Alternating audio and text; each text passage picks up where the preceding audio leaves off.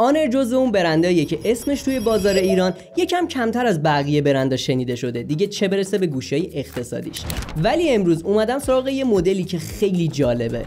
از یه طرف بعضی از قابلیت‌های آیفون‌ها رو داره که خودش توی یه گوشی اقتصادی خیلی چیز عجیبیه. از یه طرف هم بحث اینه که با این امکانات تونسته ارزش خرید خودش رو بالا نگه داره و توی رقابت با بقیه رقیبا کم بیاره یا نه. سلام، من متینم، اینجا تکنویکوه و امروز اومدم سراغ آنر 400 لایت تا ببینیم فاصله یه گوشی اقتصادی با یه آیفون چقدر زیاده.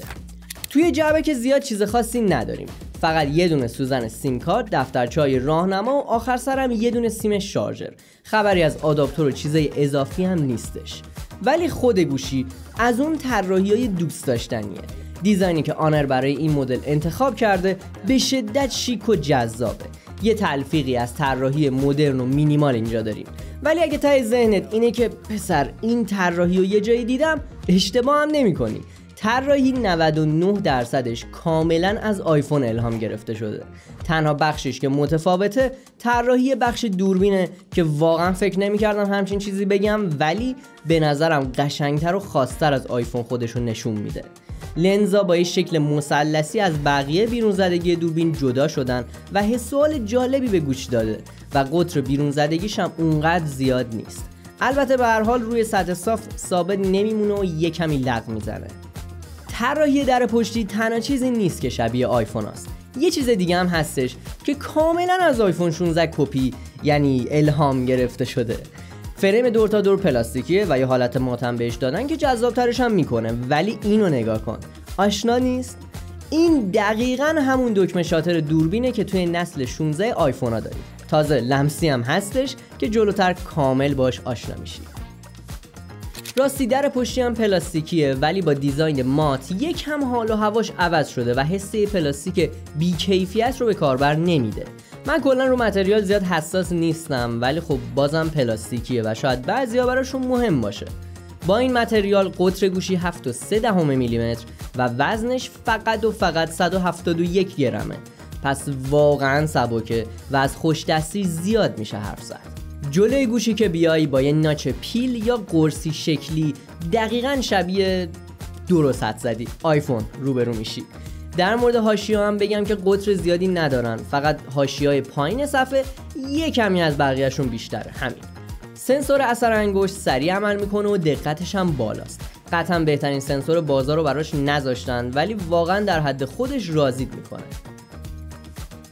صفحه 6.7 اینچیمون اینجا از تایپ امولده و رزولوشنش 1080 در 2412. رفرش ریت صفحه هم که کم باشه زشته، برای همینم رفرش ریت 120 هرتزی داینامیک رو داریم که خودش اتوماتیک تا 60 هرتز پایین میاد و باتریت الکی تموم نمیشه.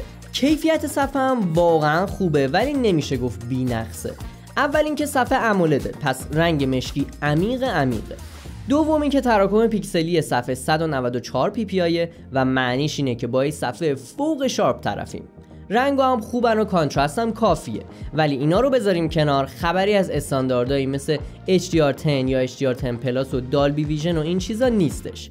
خلاصه کیفیت صفحه خیلی خوبه، ولی اگه بخوای سختگیر باشی جا داشت از این بهترم بشه.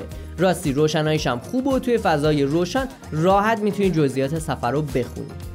بیایم سر وقت اسپیکرها، یا دقیق تر بگم اسپیکر، چون این گوشی برعکس 99% گوشی‌های بازار تصمیم گرفته از اسپیکر مونو استفاده کنه. پس خلاصه بهت بگم شاید بلندی صدا کافی باشه ولی کیفیت صدا زیر خط فقره و اصلا روش حساب باز نکن.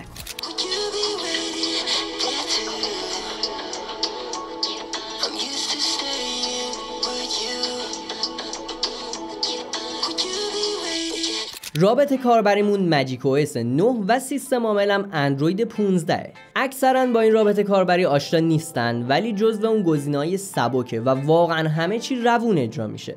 کلی گزینه برای شخصی سازی از لاک اسکرین گرفته تا شکل آیکونا و اینا هم داره. سرکل تو سرچ گوگل هم اینجا داریم و میتونی باهاش سریع سرچ بکنی، متن روی صفحه رو ترجمه کنی یا اسم موزیکی که داره پخش میشه رو بفهمی. قابلیت‌های مولتی تاسکینگ و اجرای چند تا برنامه با هم ساپورت میکنه و میتونی نهایت استفاده رو ازش ببری. ولی برسیم به شباهتاش به آیفون. اولیش همین دکمه بغل گوشیه که کارکردش دقیقاً مثل آیفون است. یه بار روش میزنی دوربین بالا میاد، باش عکس میگیری و این حرفا. تازه میتونی همون عکس رو توی گوگل سرچ کنی و کارت خیلی آسان‌تر از قبل میشه و دقیقاً مثل چیزی که توی خانواده آیفون 16 داریم، با اسکرول کردن روی این سنسور زوم دوربین تغییر پیدا میکنه و یه انیمیشن جذابی هم بهت نشون میده. دومیش همون داینامیک آیلنده که اینجا اسمش شده ماجیک کپسول و کارکردش هم که همه باش آشناییم، ولی واقعا خوب روش کار کردن و انیمیشناش هم خیلی نرمه. چیپستی که اینجا داریم دایمنسیتی 7025 اولترا که دقیقاً همین چیپست رو توی پوکو M7 پرو هم داشتیم. اون اولترایی که میذارن تهش عملاً کار خاصی انجام نمیده، چون تعداد کراش دقیقاً یکیه، عملکردش یکیه، قدرتش یکیه، فقط یکم آپتیمایز سرش کردن. همین. توی گیمینگ دنبال عملکرد خیلی خفن نباید ازش باشی، چون اصلا برای گیمینگ طراحی نشده. اینطوری بگم که بازی‌های سبک و کژوال خیلی راحت اجرا میشن، حتی بازی‌های نیمه سنگین هم کیفیت خوبی دارن و میتونی با فریم ریت بالا پلی بدی، ولی روی بازی‌های سنگین مثل گنشین ایمپکت شرایط یکم فرق میکنه و خیلی جاها لگ و کندی میبینی. اونقدری بد نیست که مثلا وسط بازی فریز بکنه، ولی خب لگ توشون زیاده. توی هر چیزی که این گوشی خوب نباشه، توی باتری شاهکاره. با ظرفیت باتری 5230 میلی آمپری میتونه تا یک روز کامل با استفاده معمولی دووم بیاره که خیلی خفنه. یعنی اگه استفادت سبک باشه تا 2 روزم میکشونه. سرعت شارژش هم 35 واته و توی تقریبا 1 ساعت و ربع فول چارج میشه. خلاصه نمره 10 از 10 توی باتری میگیره. بیایم سراغ دوربینا. آنر 400 لایت 2 تا لنز داره که دوربین اصلی 108 مگاپیکسل و دوربین اولترا واید هم 5 مگاپیکسله. توی شرایط نوری خوب خروجی دوربین اصلی بدک نیستش. رنگ خوب خودشون نشون میدن و کانترست هم به نظرم کافیه. داینامیک رنج قطعاً میتونست بیشتر باشه و اینکه جزئیات هم یه کمی کمه، ولی در کل نتیجه بدی بهت نمیده. توی عکسای پورتره هم جدا شدن سوژه از پس زمینه خیلی قشنگ انجام میشه و افکت بلر شدنش هم جذابه. جزئیات بالاست، رنگا هم دقیقاً و داینامیک رنج هم بدک نیستش. توی فضاهای تاریک یکم نور چراغا پخش میشه و نتیجه زیاد جالبی بهت نمیده. یکم هم نویز توی عکساس و بازم جزئیات جا داشت بهتر باشه. دوربین اولترا واید توی شرایط نوری خوب نتیجه خوبی بهت میده و نسبت به اولترا واید بودنش خروجیش جذابه. رنگا خوبن، داینامیک رنج کافی و کانترست هم بیش از حد نیستش. تنها نکتهش اینه که نور خیلی پخش میشه و جزئیاتو خراب میکنه. متاسفانه این مدل فقط میتونه فول HD 30 فریم فیلم بگیره. خروجی فیلم‌ها بد نیستش. جزئیات توشون خوب و نویز هم زیاد نیست. ولی داینامیک رنج زیاد تعریفی نداره و لرزش فیلم‌ها هم واقعا زیاده.